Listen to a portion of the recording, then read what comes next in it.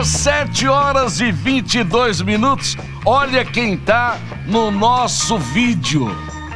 Ele é polêmico, mas ele, quando vem aqui, a audiência vai lá pra cima. E o povo tá curioso pra saber quem. O povo tá curioso. Quem é? Você anunciou? Eu trouxe aqui pra dizer como é que se vive lá fora o nosso querido tio Trutes. Eu botei o querido aí no meio, não sei se eu vi. Devo ou não. Deve. Sou querido por você, sou querido pela sua audiência. Obrigado, B, obrigado pelo convite. Bom dia, GG, bom dia, Índio. Bom dia, audiência da Difusora Pantanal, e a qual eu também faço parte, viu? Ô, Trutes, você sabe que outro dia eu tava... Que sempre a gente se relaciona com tanta gente muito rapidamente, e eu perguntando lá, por onde anda o Trutes? Ninguém sabia. Onde você anda? Cara, eu fiz um compromisso com a minha família de ficar ali um tempo sem rede social, né? Então a gente foi para os Estados Unidos, ficou lá estudando, trabalhando. Quantos anos? A gente ficou quase um ano. Lá? Quase um Deu ano lá. pra sentir a diferença entre Brasil e Estados Unidos? Ah, demais, né? Igual agora a gente tá vivendo lá o processo eleitoral presidencial lá, você vê que é a verdadeira democracia, né? A gente escolhe quem vai ser candidato. Mas a gente aqui não... Ô, Trutes, você vai explicar esse negócio, porque a gente aqui eles pegam um camarada e falam, esse é o homem. E como que funciona isso lá? Então, aqui no Brasil você vota em candidatos que o partido ali, o sistema já escolheu para você, né? E nos Estados Unidos eles têm a vantagem de ter uma participação partidária muito ativa. Quer dizer que assim, eu escolho quem vai ser candidato. Então, dentro do partido ali, por exemplo, numa majoritária, igual agora, vai ter para presidente lá. Mas para governador também, por exemplo, dentro do governador da Flórida, no estado onde a gente estava morando, você ali tem várias opções para quem vai ser o candidato do seu partido. Então é o que eles chamam de primárias, de prévias, né? Então tem as eleições das eleições. Quem participa da eleição, quem ganha uma eleição anterior dentro do próprio partido. E quem escolhe não são os caciques igual aqui não, velho. Quem escolhe lá é realmente ali os coligionários partidários ali que se inscrevem para votar. Então isso é muito bacana, uma coisa que talvez seria muito bacana aqui no Brasil, porque muitas vezes você acaba votando no menos pior, você não tem identificação com a pessoa, você não participou do processo de escolha. Né? Então isso é o que a gente chama de uma democracia mais perto da grega do que a nossa aqui. Por que eles, com tanta tecnologia, né, ainda fazem voto impresso? Ah, isso aí, se eu falar, seu B, tem um cara... ligeiramente calvo aí, sabe? Ele não gosta muito que eu falo nesse tema aí, não.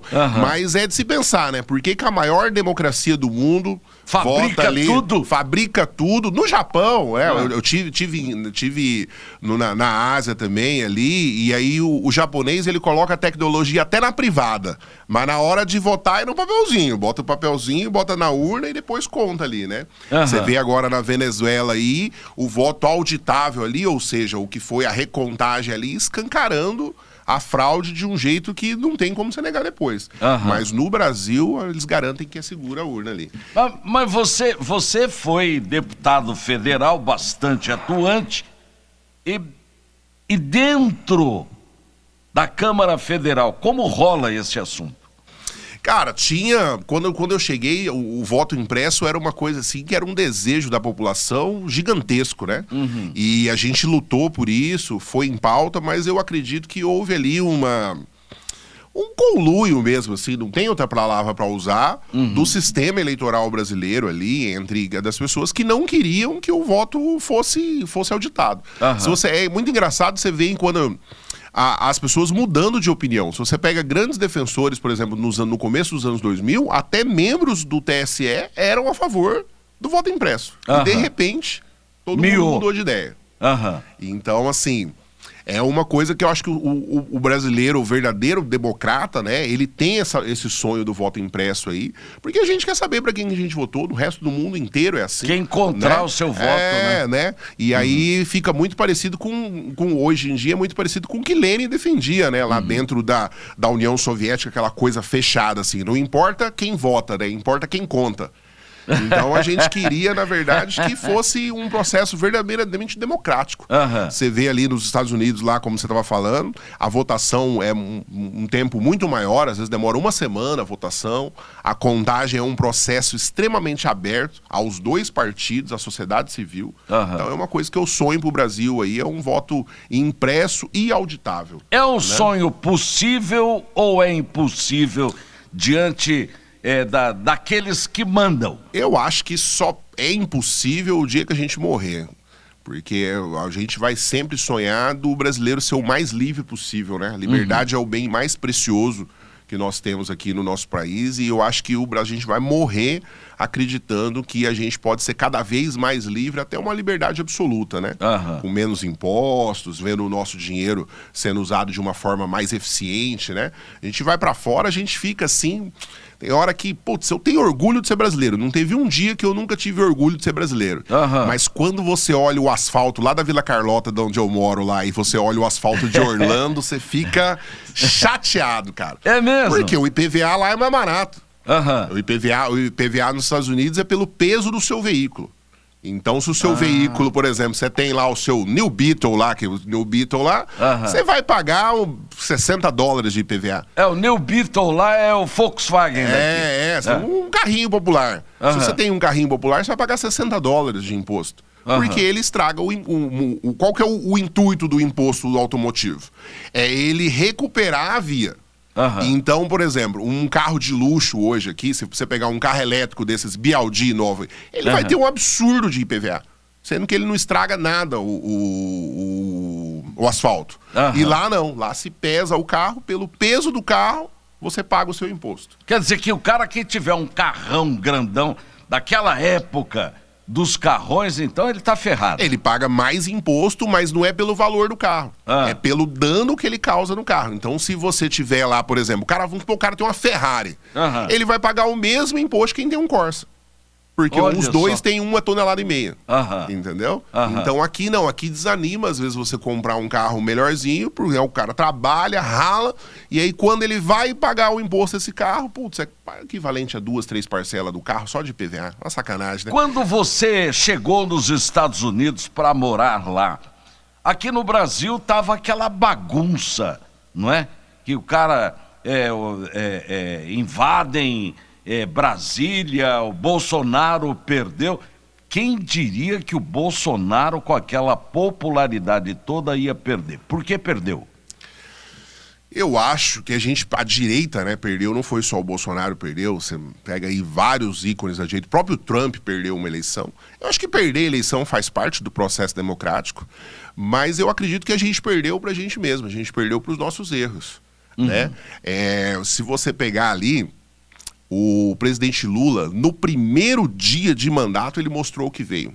Ele cancelou o porte de arma de um monte de gente, ele falou que ele ia combater os CACs, ele pegou, tinha lá, eu gosto muito de exemplificar isso nas minhas rodas de conversa, é o seguinte, o Bolsonaro, ele tratava muito aquele negócio, o pessoal quis pintar ele de ditador, quis pintar ele de autoritário, e ele sempre falava só, eu vou jogar dentro das 4 linhas, eu vou respeitar todas as regras.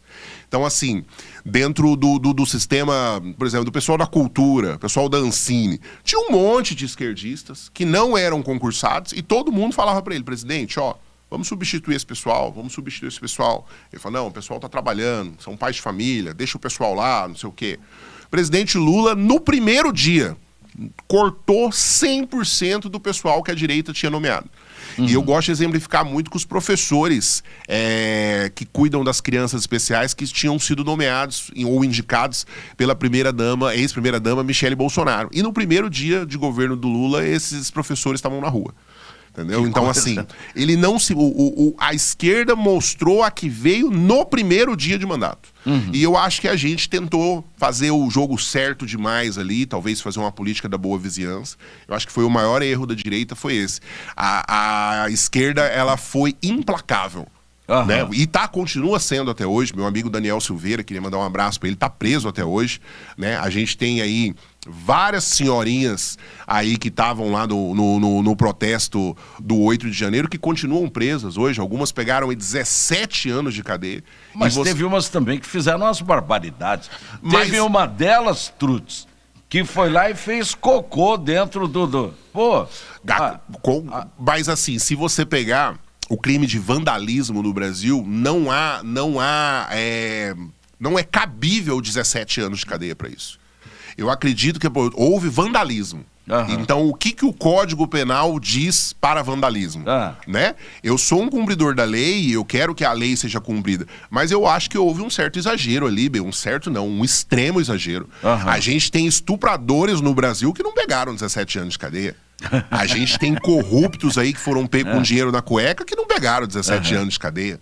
A gente tem pessoal aí que cometeu latrocínio, matou um pai de família pra roubar e não pegou 17 anos de cadeia. Aí porque a velhinha foi lá e fez um pinico lá dentro do TSE lá, né? Então assim, o que a lei diz? Multa, né? Indenização, reparo, então beleza, vamos seguir a lei. Agora o que aconteceu com o 8 de janeiro foi assim, inventaram tipificações penal para que houvesse uma punição exemplar, ao meu ver, como jurista, sou formado em Direito também, pela Universidade do Pantanal aqui, da época ainda que era só Uniderp, e extremamente exagerado. Da época do reitor Pedro Chaves. Pedro Chaves foi meu reitor ali, né?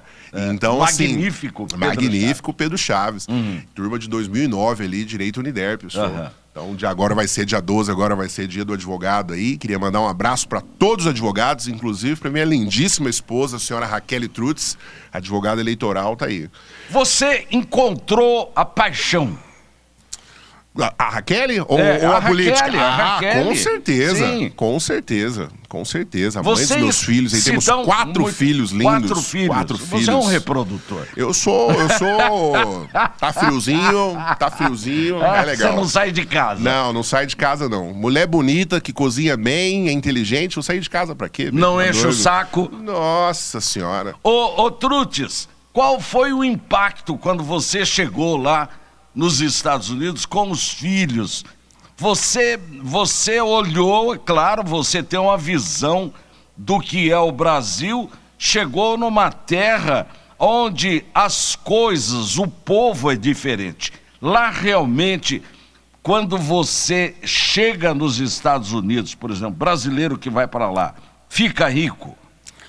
Se trabalhar, você fica rico em qualquer lugar, Bico. Eu fiquei muito... Não vou dizer que eu fiquei rico, porque rico pra mim hoje é quem tem bilhão. Milhão já passou. Milhão já não dá mais. Milhão já não dá mais. Mas, pô, eu vivia muito bem. Eu era dono de lanchonete, hambúrguer. Andava de carro importado. Meus filhos estudavam num bom colégio particular do Pedro Chaves aqui. Não vou fazer propaganda. Da Márcia. Mas era antiga Márcia, né? Márcia. Mas, pô, andava de Audi A5 vendendo sanduíche.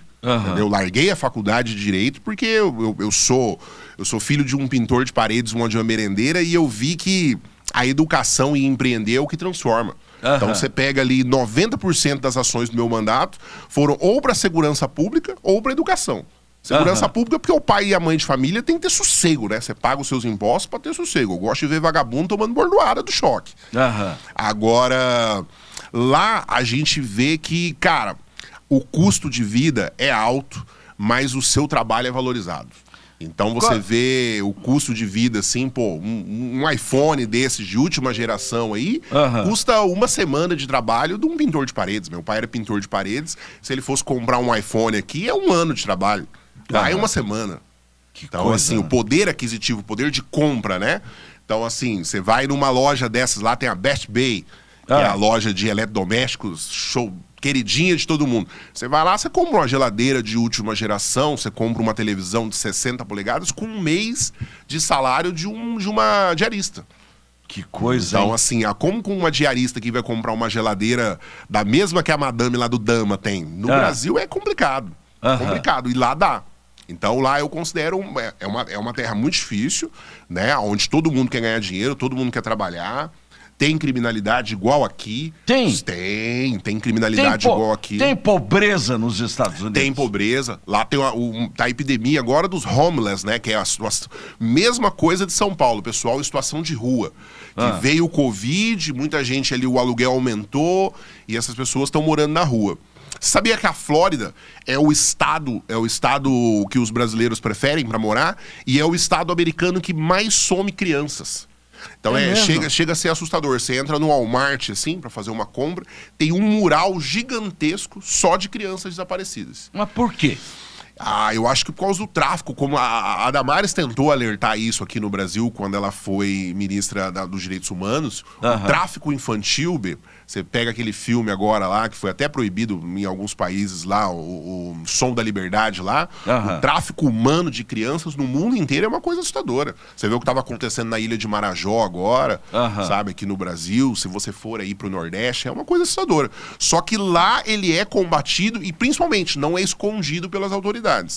Aqui, se você tenta falar de tráfico de criança, alguma coisa assim, é um assunto quase que um tabu. Você não pode falar, mesmo sendo autoridade. E aí você tenta combater de um jeito meio velado. Nunca entendi muito por isso. A gente gosta de falar assim, não, existe esse problema e a gente quer combater dessa forma, né? Uma coisa que eu acho muito diferente lá também é o respeito que a população tem pelas autoridades, pela polícia local.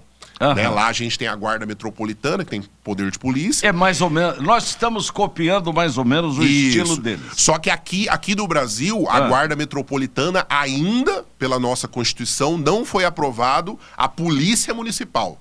Tem até aí o pessoal da PM, tem hora que gosta, tem hora que não gosta. Vai ser votado provavelmente isso aí nos próximos anos no Congresso. Quando eu estava lá, era uma das coisas que a gente brigava. A gente conseguiu a aprovação da polícia penal. E a gente estava brigando pela polícia municipal. Até para poder valorizar a classe, né? Você quer cobrar da guarda municipal como se ela fosse polícia, mas constitucionalmente ela não tem poder de polícia e principalmente não tem ali um plano de cargo e carreira como polícia. É até uma coisa aí que eu vejo, eu sou um municipalista, sempre defendi que o recurso grosso tem que ser administrado pelo município, que quem mora as pessoas moram nas cidades. Sim. Né? Você tá no Mato Grosso do Sul, é brasileiro, mas você mora em Campo Grande. Era muito legal se você conseguisse ver o dinheiro dos seus impostos aplicados aqui em Campo Grande. Você falou assim, nossa, olha aquela escola ali como tá bacana, meu asfalto como tá bacana. Né? Eu costumo muito dizer, teve 8 anos de Lula, 4 de Bolsonaro, aí agora mais 2 de Lula e a tiazinha continua sem asfalto lá na frente da casa dela. Sabe? Então, assim, não é o governo federal que vai resolver o seu problema. O seu dinheiro, ele é administrado pelo município. E eu gostaria muito de ver esse dinheiro bem administrado. Mas o povo está aprendendo a cobrar, ou o povo ainda não aprendeu a cobrar, ou o povo não tem noção de quanto imposto ele paga e como aplicam? Eu acho que o brasileiro, ele tem que trabalhar tanto, tanto. Eu sei porque, igual eu te falei, eu sou filho de merendeira. Minha mãe saía 10:05 de casa. Sabe? Ela ia a pé um trecho nos anos 80 e aí pegava outro trecho, aquele ônibus, para chegar às 6 e pouco numa escola, para 9 horas uma merenda tá pronta. Então acho que ele trabalha tanto que ele acha que ele não tem tempo para protestar, ele não tem tempo. E você vê, citando de novo o que aconteceu no Rio de Janeiro aí, a gente está vivendo um momento aí, né? Não, o STF e o Planalto no 8 de janeiro não foi o primeiro prédio a ser depredado dentro de um protesto, entendeu? Sem vítimas. Sem pessoas, né? Mas tá havendo aí uma cultura, né, do cerceamento do protesto. Eu lembro aqui da ACP de Campo Grande, parando Afonso Pena, parando os ônibus da Afonso Pena na época de governo de salário atrasado aí. Eu lembro da USE, dos estudantes ali, fui aluno de Joaquim Murtinho ali, brigando pelo passe estudante, sabe? Eu fiquei muito feliz em 2013, quando a gente saiu nas ruas, no Brasil inteiro, para fazer manifestações de rua. E eu acho que hoje a gente acha que, sei lá, não, vamos só trabalhar e não vamos protestar. Eu acho sim, eu acho que todo mundo tem que dar sua opinião, a internet está aí para isso. Lógico, fazer isso dentro da lei, sem, você vi seu editorial aqui antes, sem ferir a honra das pessoas, sem imputar falso crime às pessoas, mas o brasileiro ele tem que se mexer. A gente fica esse negócio, o gigante acordou, parece que o gigante é sonâmbulo, né? Ele acordou, mas ele não acordou, não. Ele tá andando dormindo. Mas vai dormir de novo. Ele tá andando dormindo. Então, assim, eu queria, por exemplo. Só que, ao mesmo tempo, a gente tem autoridades que não aceitam serem cobradas. Eu lembro que em 2019, 2020, durante a pandemia, eu fui fiscalizar a UPA, o Ministério Público me proibiu de entrar em UPA. Você tem noção? Eu era um deputado federal que tinha uma ordem do Ministério Público Federal e Estadual me proibindo de entrar nas UPAs fiscalizar. E a fila crescendo, isso durante a pandemia, entendeu? Eu fiz uma fiscalização no SEM, acompanhando as mães... Mães que têm crianças que precisam de uma dieta especial e às vezes se alimentam através de sonda. Eu fui fazer uma fiscalização no SEM, chamaram a guarda municipal para me prender. E coitado do agente do guarda, coitado que eu digo assim, o cara que foi colocado numa situação muitas vezes vexatória, que ele falou assim, cara, eu não queria nem estar aqui escoltando o Trutz, porque muitas vezes é uma pessoa que eu conheço que vai precisar dessa dieta aí. Então, assim... Todas as fiscalizações que eu fiz aqui no estado, fui atrás de obra parada no interior, fui atrás de dinheiro de asfalto que sumiu. Eu tinha muito lema, assim, de prefeito que segurou na minha mão e pegou o dinheiro público ali que eu enviei, ele estava aceitando que ele ia ser fiscalizado. E graças a Deus a gente conseguiu mandar dinheiro para os 79 municípios. Só que esse dinheiro aí, muitas vezes, né, não era usado com a celeridade que a gente gostaria que fosse. Teve emenda que você mandou, chegou lá para fiscalizar e o cara não aplicou naquilo. Rapaz, que deveria ter visto. Teve muita. Por exemplo, a gente ia construir, uma das meninas dos meus olhos sempre foi educação. Então eu trouxe de Taiwan a ideia do Cubo Mágico, que é um centro de robótica dentro das escolas públicas. Você imagina que beleza hoje no mundo da tecnologia, você que tem netinhas, crianças dentro da escola pública, gente, aprendendo a mexer em robô, aprendendo a fazer programação, aprendendo, sabe, se preparando para o futuro. A gente queria construir 5 desses no estado. O de Três Lagoas está pronto e sendo entregue, entendeu? O de Dourados nem começou. O de Campo Grande nem começou. Sendo que foram dinheiro para todos. E aí a gente faz aquela cobrança mais veemente, todo mundo conhece o estilo do Trutz aqui, a gente às vezes é tido como grosseiro, como isso. Mas, cara, eu fico imaginando, eu estudei a vida inteira em escola pública, nos anos 80, então, se hoje a escola pública, a mãezinha acha que deixa a desejar, a escola que a gente foi nos anos 80, pelo amor de Deus. Eu estudava ali perto na Vila Carlota ali, eu era vizinho do Queimadinho. O Queimadinho era um colégio que pegou fogo e ficou 10 anos com as marcas das chamas. Então todo mundo... o José Orcílio não, era o Queimadinho. E aí eu queria, robótica nas escolas. Então a gente fez essa cobrança aí, foi tido como grosseiro por alguns prefeitos do interior aí. Mas se for entre ter a fama de grosseiro e ver o dinheiro público sendo bem aplicado, a gente prefere que o dinheiro público seja bem aplicado. O que você se arrepende de não ter feito? Olha, de não ter feito... Nada. Só que eu poderia, por exemplo, durante a pandemia, a gente demorou para entender que o dinheiro não ia vir com a velocidade que a gente gostaria. A gente talvez confiou em prefeitos que a gente não deveria ter confiado. E não sei se você sabe, a emenda parlamentar antigamente ela tinha o tal, o pessoal falava assim, ela é amarrada, porque você colocava para a escola, ela tinha que ir para a escola. E o STJ, durante a pandemia, falou que o gestor do recurso não era o parlamentar, era o prefeito. Aí isso aí foi carta branca para prefeito, você mandar dinheiro para saúde, o cara pagar salário. Você mandava dinheiro pro professor, o cara comprava carro novo. Você mandava dinheiro para comprar remédio, o cara falava assim, não, vamos reformar a Câmara de Vereadores. Então isso aí, a gente talvez, se a gente tivesse... sei lá, juridicamente amarrado mais esse dinheiro, sabe? Talvez seja uma coisa legal. Mas mais do que pensar no que a gente não conseguiu fazer, eu sou muito feliz do que a gente conseguiu fazer. Por exemplo, até hoje, a gente está aí 1 ano e meio depois do término do nosso mandato, continua chegando recurso nos municípios de coisas que a gente deixou pré-determinado lá. A gente tem ações do mandato que vão mudar a vida das pessoas. Não sei se você já ouviu falar num suplemento chamado ácido fólico. O ácido fólico, ele é extremamente importante para a formação cerebral e nervosa dos fetos e dos bebês. E graças a um projeto nosso, hoje ele é entregue na rede pública de forma gratuita. Inclusive com campanhas de prevenção para as mães tomarem o ácido fólico. Ele previne uma doença chamada espinha bipartida.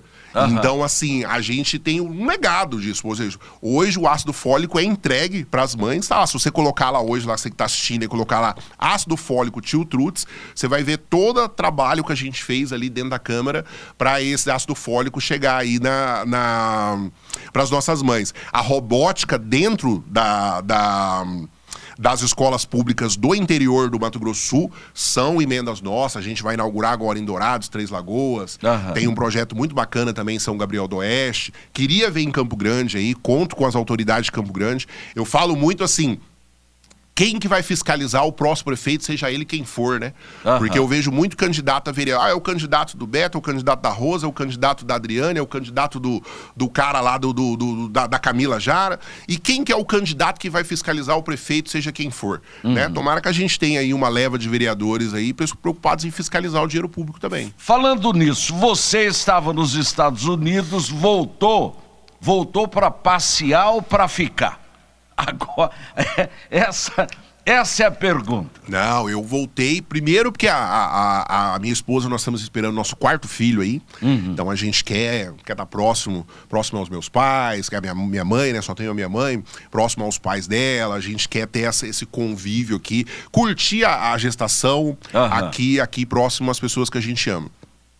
Segundo, que eu recebi um chamado aí, né, do nosso presidente Valdemar da Costa Neto, nosso presidente Bolsonaro, para reforçar aí a chapa de vereadores do PL, né, fazer aí o maior número de vereadores da direita possível. Então a gente já tem bons nomes dentro da chapa, mas o verdadeiro processo democrático é quando o eleitor tem o maior número de nomes à escolha possível. Você é pré-candidato? Eu sou pré-candidato a vereador aí, né, pelo PL.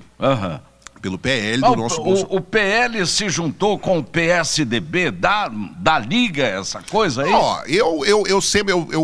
eu cantei essa bola lá em 2022. E aí teve gente que falou assim, nossa, o Trutz é fantasioso. E eu, vivia dentro do avião presidencial, vi muito ali Bolsonaro e Riedel conversando. E eu falei assim, vai vir uma aliança aí que o Sul Mato Grossense talvez não engula. Só que assim, não tem como. Eu sou de direita e eu nunca fui a favor do PSDB, principalmente nacionalmente. Mas não tem como você falar que o Riedel não é direita. Tem como. O Riedel é direita, pô. O Riedel tem todos os pré-requisitos de um cidadão não militante de direita. O meu pai era de direita e nunca falou que era de direita. Na época não existia isso. Você falava assim, aliás, eu sou conservador. Explica pra nós, o que é ser de direita, Trutz? Depende. O cidadão de direita primeiro, é aquele que não gosta de defender bandidagem. A gente quer que estuprador apodreça na cadeia. Eu quero que o latrocida, se eu pudesse, igual na China, botar uma bala na nuca de cada cara que matou um pai de família, eu mesmo era voluntário para colocar. Porque o cara que tem capacidade de matar um pai de família, de tirar um pai de família por causa de um telefone, por causa de um carro, o cara que mata taxista, igual a gente já viu muito aqui no nosso estado, sabe? O cara que mata um pai de família por causa de um celular, um cara desse, pra mim, ele não pode nem ser chamado de ser humano. O cara de direita, ele é a favor da liberdade acima de tudo. Liberdade do cara ter um porte de arma, liberdade dele se expressar na internet sem ter uma sanção. O cara que é de direita, ele vai ser extremamente a favor de proteção das nossas crianças. Criança não namora, criança não troca de sexo, criança não tem isso de cis, de neutro, de não sei o quê. Menino nasceu menina, menino nasceu menino. Entendeu? A gente não mexam com a inocência das nossas crianças. Sabe? E são valores que talvez o seu pai tinha, o pai da sua audiência tinha aqui. Sabe? O meu avô, Sebastião, foi criado aqui no Honoradinho com 38, 32 na cintura e nunca deu um tiro em ninguém. Mas se alguém entrasse na terra dele lá, sabia que o bagulho era doido. Não quer tomar tiro, não entra na terra dos outros. Então a gente é a favor da propriedade privada. Cara, se você trabalhou com o suor do seu rosto e comprou, é seu. Sim. Não tem isso dos outros entrar na sua casa, não. Ontem eu tava assistindo o debate de São Paulo lá, você vê aquele Boulos falando, cara, de não, vamos tomar os prédios públicos, vamos tomar os prédios que as pessoas... Não tem isso, cara. Se você trabalhou, se o teu pai te deixou 5, 6 prédios, deixou... É o legado da tua família. Mas mas se herdou é porque alguém ralou antes. Exato. Então, você perguntou o que é o cara de direita. Ele é extremamente a favor da liberdade de expressão, ele é a favor da liberdade individual, de falar, de portar uma arma, da liberdade religiosa, de defender o Deus vivo igual eu defendo, que eu sou cristão, aonde ele estiver, sem ser punido, né? E principalmente de defender a vida. Ele vai defender a própria vida, ele vai defender a vida da esposa, ele vai defender a vida dos filhos, sabe? A gente vê hoje aí essa campanha nojenta que estão fazendo do judiciário para legalizar o aborto. Se o cara de direita de verdade fica enojado com qualquer coisa disso. Então, assim, hoje, não sei se você sabe, mas hoje só tem 14 projetos no Congresso Nacional contra o aborto. 2 são meus. Então, a gente falando de legado do mandato, a gente tem lá 2 projetos hoje. O primeiro que já está apensado em projetos maiores, que proíbe o dinheiro público ser usado para campanhas de incentivo ao aborto. E além disso, ainda criminaliza o gestor da prefeitura, por exemplo, que pegar o dinheiro da saúde, ao invés de investir numa campanha de combate à gravidez na adolescência, por exemplo, isso é muito sério, valorização da vida, a gente tem crianças aí cometendo suicídio dentro de escolas, automutilação. Então, acho que o dinheiro público tem que ser usado para campanhas dessa importância, não para valorizar aborto. Né? Porque aborto nada mais é do que assassinato de bebê. Eu acho que as pessoas, inclusive, tinham que parar de falar aborto. Falar assim, você é a favor de assassinar bebês? E aí, por aí, você já consegue medir o caráter da pessoa, dependendo da resposta dela. Ouvindo você, eu descobri uma coisa. Eu já era de direita e não sabia. É isso. Porque antigamente chamava isso. O meu pai me ensinou esses valores e ele nunca falou, filho, nessa casa nós somos de direita. Ele sempre falou, filho, nessa casa não se usa drogas. Nessa casa todo mundo trabalha. Porque o que cai do céu só é chuva. Então eu comecei a trabalhar com 11 anos vendendo geladinho na rua. Com 12 eu já estava na obra ajudando ali. Então assim, nessa casa... meu irmão teve um namoro lá que com 16 anos ele engravidou a namorada, uma gravidez na adolescência. Pega essa menina, bota pra o pai, o pai não quer que a menina more, não. Você não fez o filho? Agora você vai cuidar do filho e da sua esposa. Catou lá, um abraço aí pro meu sobrinho Carlos Henrique. 30 anos atrás, meu finado pai, pegou meu irmão do meio com 16 anos, você não fez o menino? Agora você vai arrumar um emprego, vai trabalhar, vai cuidar dessa moça e vai cuidar dessa criança, porque a criança não tem nada a ver com isso, sabe? Meu pai sempre teve lá o 32zinho dele lá em casa, também falou, não, entrou ladrão aqui, Vila Carlota tinha o roubo do botijão de gás. Era famosa. Então o pessoal roubava botijão de gás lá, meu pai falou, não, meu botijão não, menino. Escutou o barulho, o vira-lata caramelo latindo no quintal lá, ele já apanhava o 32 dele e ia pro quintal. Então, assim, o aborto, o furto, a droga, ele é inconcebível pra um cara que é de direita. E às vezes a sua audiência tá me ouvindo ali, o cara chegou e falou assim, nossa, eu sou de direita e não sabia. Eu mesmo. Eu mesmo. Ô Trutz, então você é pré-candidato a vereador em Campo Grande. Isso. Se tudo der certo, eu vou fiscalizar o próximo prefeito, seja ele quem for. Seja ele quem for, porque a função principal do vereador, que é o legislativo municipal, o vereador municipal tem muito pouca emenda. Perto do que eu tinha como deputado federal, é irrisório o valor. Então, a função do vereador, não é ficar dando moção, não, para atleta. Não é ficar trocando nome de rua aí, sabe? Não é, não. A função do vereador é ir lá e falar assim, e aí, prefeito? E o dinheiro federal que chegou ali, ó? A função do vereador é conhecer da onde vem o dinheiro público. Você sabia que dos 29 vereadores que tem ainda, né? Só 6 foram procurar emendas federais?